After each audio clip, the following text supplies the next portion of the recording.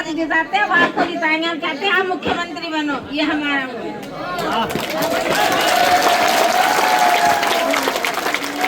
एक काम की बात सुन लो, क्योंकि मैं यहाँ और पत्रकार साथी भी खड़े हैं, इनको भी पता होना चाहिए कि इनके क्षेत्र में क्या चल रहा है।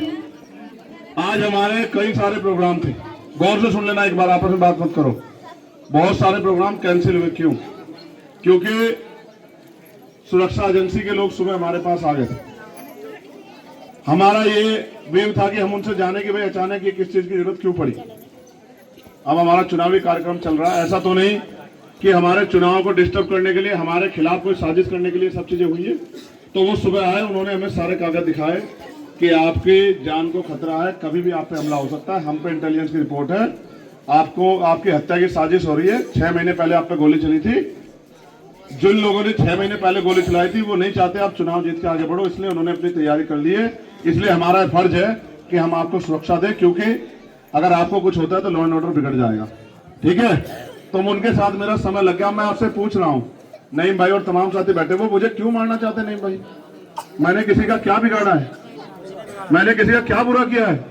मेरे पास 39-40 मुकदमे हैं, आपने पढ़ा होगा एफिडेविट में, एक भी मेरा नहीं है।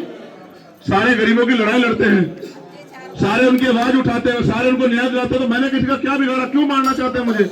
मेरे मरने से किसको फायदा और किसको नुकसान है, आप सब जानते हो। मैं मौत से नहीं डरता मेरे भाइयों, मौत तो एक दिन आएगी, आप इस बात को याद रखना। मैं मौत से नहीं डरता,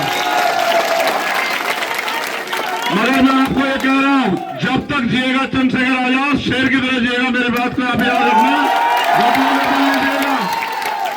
मेरी बात याद रखना।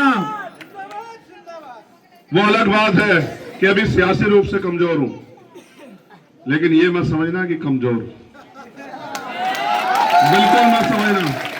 बड़ी बड़ी सरकारों के घुटने टिकवा रखे हैं भीमार में आजाद समाज पार्टी के लोगों ने। मेरी बात को आप याद रखना।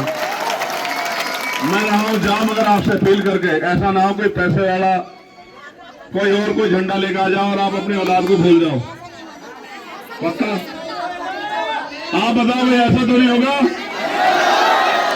देखो फिर ये गुरु घर है, मेरे खून का कतरा कतरा अगर आपको जरूरत है तो ले लो, ले लो मेरे खून का कतरा कतरा। लेकिन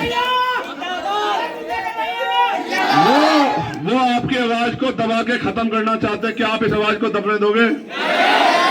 सोच लो, ऐसा होगा आपकी बस्ती में आके कहेंगे जिन मुस्लिम के भरोसे थे, जिन पिछड़ों के भरोसे थे, जिन किसानों के भरोसे थे, वो तो दूसरी पार्टी को वोट दे रहे हैं। सियासी लोग, याद रखना, आके इस बस्ती में कहेंगे